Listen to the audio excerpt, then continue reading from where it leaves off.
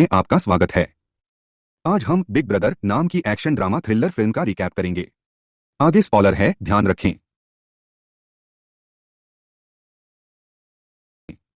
वर्षों तक अमेरिकी सेना में सेवा देने के बाद हेनरी एक शिक्षक के रूप में अपना करियर शुरू करने की तलाश में हांगकांग लौट आए हैं।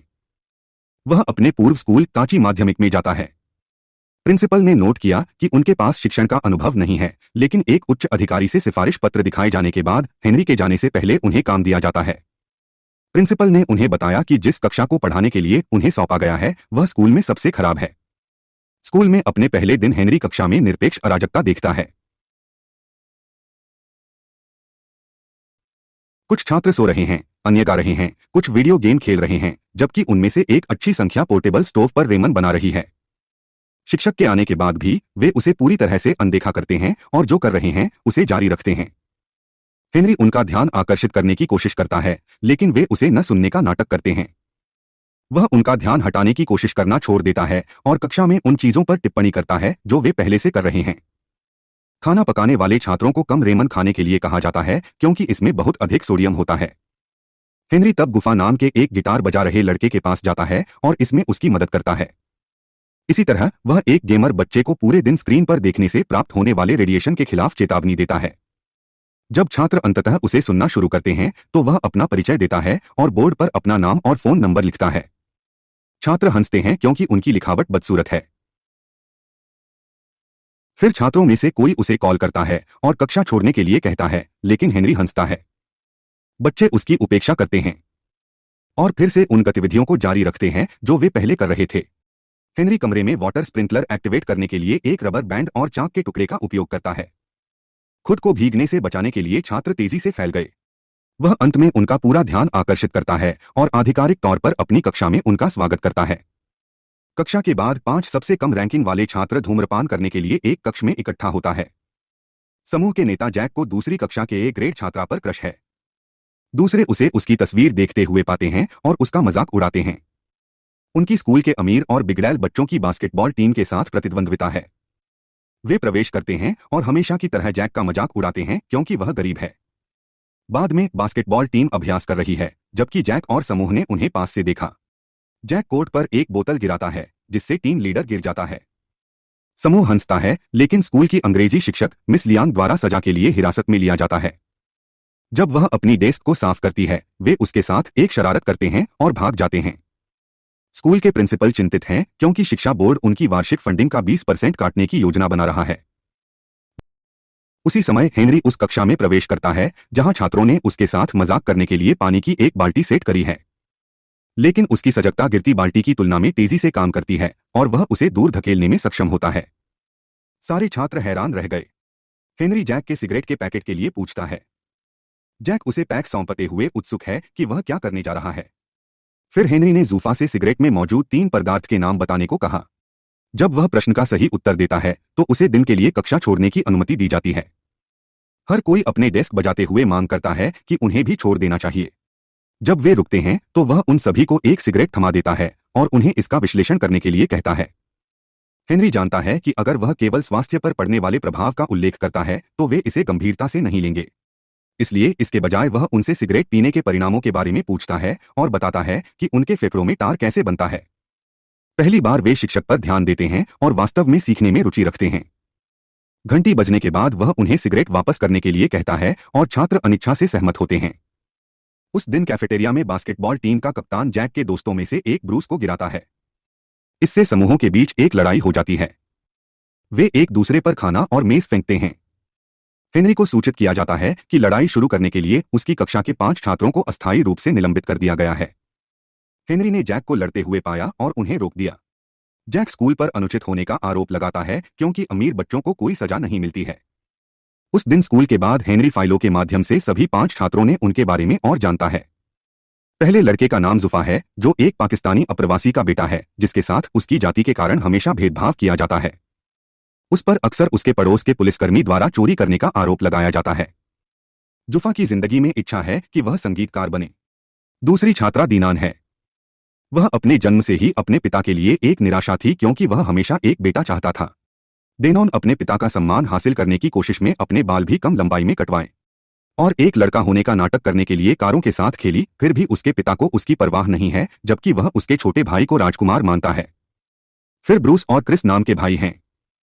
उनकी मां एक आदमी के साथ भाग गई जब वे बच्चे थे, जिसने उनके पिता को शराबी बना दिया। बड़े होने के दौरान भाइयों को केवल एक दूसरे पर भरोसा था। ब्रूस वास्तविकता से बचने के लिए वीडियो गेम के प्रति जुनूनी हो गया, जबकि क्रिस ने परिवार के लिए पैसे कमाने के लिए दुकान में कड़ी मेहनत की। अंत में हेनरी को जैक के परिवार के बारे में कोई जानकारी नहीं मिलती है। अगले दृश्य में जैक एक रेस्तरां में वेटर के रूप में काम कर रहा है। वहां एमएमए बोटर जियान यांग अपने बिजनेस पार्टनर्स के साथ रेस्तरां में पहुंचा। जब जियान यांग नहीं देख रहा होता है तो जैक उसका फैंसी लाइटर चुरा लेता है, लेकिन पकड़ा जाता है। जॉन यांग के आदमियों ने उसे पीटा। वह जैक की आईडी की जांच करता है और पता लगता है कि वह एक छात्र है। जियान उससे कुछ पैसे देता है और उसे फूड डिलीवरी की नौकरी की पेशकश करता है। हेनरी जुफा के घर जाता है और उसे टिकट चोरी करने के बाद अपने पिता और उसके सहयोगियों से दूर भागता हुआ पाता है। वह पहले तो उसकी मदद करता है, लेकिन यह पता लगाने के बाद कि उसका पीछा क्यों किया जा रहा है, वह पिता का पक्ष लेता है। फिर वह और जुफा एक पुल पर घूमने आते हैं। जुफा को प्रेरित करने के लिए हेनरी एक बैंड के साथ गाते हैं। कुछ सेकंड बाद जुफा उससे जुड़ जाता है और लोगों के सामने पहली बार गाता है। इस बीच ब्रूस और क्रिस के पिता हमेशा की तरह देर से घर आता है और उन्हें बियर लाने का आदेश देते हैं। भाइयों के मना करने पर वह उन पर चिल्लाता है। अगले दिन हेनरी अपने पिता से मिलता है और उसे अपने बेटे की भलाई के लिए रिहैब जाने के लिए मना लेता है। इस बीच डेनॉन के पिता उसे मेकअप का एक बैग लाते हैं और उसे लड़की की तरह रहने के लिए कहते हैं। डेनॉन अपने पिता पर क्रोधित होती है क्योंकि उसे हमेशा यह महसूस होता है कि वह अच्छी नहीं है। वह अपने छोटे भाई पर मेकअप लगाती है और कार की चाबी लेकर घर से निकल जाती है। वह अपने पिता की कार से जाने वाली है, लेकिन हेनरी द्वारा सही समय पर उसे रोक दिया जाता है। वह उसे बताता है कि बिना लाइसेंस के गाड़ी चलाना अवैध है और इसके बाद एक विकल्प सुझाते हैं कि वे गो कार्ट रेस ट्रैक पर जाएं। हेनरी डेनॉन के पिता को आमंत्रित करता है और उनसे रेस लगाता है। रेस के दौरान पिता और बेटी एक दूसरे पर कोई दया नहीं दिखाते हैं और अंततः ट्रैक के बाहर हो जाते हैं। अचानक डेनॉन का कार्ट एक वाहन से टकरा जाता है, लेकिन वह बचने में सफल हो जाती है। इस बात से अनजान उसके पिता अपनी बेटी की मौत का मातम मनाता है। डेनॉन को पता चलता है कि वह वास्तव में उससे प्यार करता है और उसे गले लगाता है। अगले दिन स्कूल में ब्रूस और क्रिस एक समूह के साथ एक रिहैब सेंटर में भेजे जाते हैं। वो एक ठीक हो रहे शराबी का इंटरव्यू करते हैं। वे यह देखकर हैरान रह जाते हैं कि वह व्यक्ति उनके पिता हैं। छात्र उससे पूछते हैं कि उसने शराब पीना कैसे शुरू किया। वह आदमी जवाब देता है कि वह अपनी पत्नी से बहुत प्यार करता था, लेकिन उसने उसे अपने जीवन के सबसे निचले बिंदु पर छोड़ दिया। इसलिए उसने पीना शुरू कर दिया और भूल गया कि उसके 2 बच्चे हैं। वह आदमी यह नहीं बताता कि ब्रूस और क्रिस उसके बेटे हैं, लेकिन अंत में उनसे माफी मांगता है। दोनों भाई भी रोते हैं। जैक ने जियान के लिए काम करना शुरू कर दिया है। वह जैक को अगले गेम में एक फाइटर के ड्रिंक में ड्रग्स मिलाने के लिए बहुत सारा पैसा देता है। जैक अनिच्छुक है, लेकिन लड़ाई के दिन प्रस्ताव को स्वीकार करने के लिए मजबूर किया जाता है। जॉन यांग एक फाइटर को स्पॉन्सर करता है, लेकिन उसके हारने पर उससे बेहतर पैसा मिलेगा। जैक फाइटर के ड्रिंक में ड्रग्स डालता है, लेकिन ऐसा करते हुए पकड़ा जाता है। इससे पहले कि वह जियान यांग को दोष दे सके, उसे पीटा जाता है और एक लॉकर के अंदर बंद कर दिया जाता है। थोड़ी देर बाद हेनरी वहां पहुंचता है और पूछता है कि क्या उन्होंने उसके छात्र को देखा है। उन्होंने उसे घर लौटने के लिए कहा, लेकिन लॉकर के अंदर से जैक मदद के लिए चिल्लाता है। इसके बाद हेनरी उन पर हमला करता है और आसानी से उन पर हावी हो जाता है। जब फाइटर्स ने कदम रखा तो मुकाबला तीव्र हो गया, लेकिन हेनरी ने अपने हमलों को कुशलता से चकमा दिया। अंत में हेनरी उनके सर्वश्रेष्ठ फाइटर को हरा देता है, जिसे कुछ ही मिनटों में मुकाबला करना था। अगले दृश्य में वे अस्पताल में हैं, जहां हेनरी अपने घावों का इलाज करवाता है। जैक जॉन यांग के बारे में सच्चाई प्रकट करने की कोशिश करता है, लेकिन उससे मौका नहीं मिलता। यह समाचार टेलीविजन पर आता है और हेनरी को उस व्यक्ति के रूप में जाना जाता है जिसने अपने छात्र को बचाने के लिए एक पेशेवर फाइटर को पीटा। स्कूल में उसकी लोकप्रियता बढ़ती है। छात्र उसका सम्मान करने लगते हैं। वे कक्षा में उसका स्वागत करने के लिए भी उठते हैं। फ्लैशबैक में हमें दिखाता है कि हेनरी स्कूल में एक मस्खरा हुआ करता था। उसने एक छात्र जो एक कार्यक्रम में माता पिता के लिए पियानो बजा रहा था पर पानी के गुब्बारे भी फेंके। बाद में उसने उसी छात्र से लड़ाई की और उसका हाथ तोड़ दिया। हेनरी को लड़ाई के लिए निलंबित कर दिया गया था, जिसके बाद वो अमेरिका चला गया। उस दिन से जब हेनरी कक्षा में पढ़ाता है तो छात्र ध्यान देते हैं और आगामी कॉलेज प्रवेश परीक्षा के लिए कड़ी मेहनत करते हैं, जो सिर्फ ब्रूस को छोड़कर जो ड्रग्स के आदी हो गए हैं। यह पता चला है कि जहां क्रिस ने अपने परिवार की समस्या से बचने के लिए वीडियो गेम की ओर रुख किया, वहीं ब्रूस ने ड्रग्स करना शुरू कर दिया। वह मॉक एंट्रेंस टेस्ट में बहुत खराब प्रदर्शन करता है क्योंकि वह फोकस नहीं कर पाता था। हेनरी उसकी मदद करने का वादा करता है, लेकिन ब्रूस समय के साथ और अधिक उदास होता जाता है। अंत में वह अपने घर की बालकनी से कूद जाता है। उसे अस्पताल ले जाया जाता है और वह कोमा में चला जाता है। मीडिया इस खबर को तोड़मरोड़ कर पेश करता है और ब्रूस ने जो किया उसके लिए स्कूल और हेनरी को दोषी ठहराया। शिक्षा अधिकारी इंटरव्यू करके उसका टीचिंग लाइसेंस रद्द करते हैं। जब वह अपना सामान पैक कर स्कूल छोड़ देता है तो अपने छात्रों ने उसे रुकने के लिए कहा। उसकी अनुपस्थिति से उनका दिल टूट गया, लेकिन वे जानते हैं कि हेनरी को गर्व करने के लिए उन्हें अपनी परीक्षा में सफल होना चाहिए। उस दिन से वे बोर्ड के सामने हेनरी एक अच्छा शिक्षक है साबित करने के लिए दुगनी मेहनत करते हैं। परीक्षा के दिन जैक अपने सभी सहपाठियों के साथ हेनरी से एक मैसेज प्राप्त करता है जिसमें उन्हें परीक्षा से 1 घंटे पहले स्कूल में मिलने के लिए कहा है। जब छात्र इकट्ठा होते हैं तो उन्हें पता चलता है कि उन्हें स्कूल में रखना जियान की चाल थी ताकि वे समय पर परीक्षा हॉल नहीं पहुंचें। वह हेनरी को सबक सिखाने के लिए ऐसा कर रहा है। थोड़ी देर बाद हेनरी स्कूल आता है और उसे जियान की योजना के बारे में पता चलता है। वह छात्रों को मुक्त कर देता है और जियान के सभी लोगों से लड़ता है।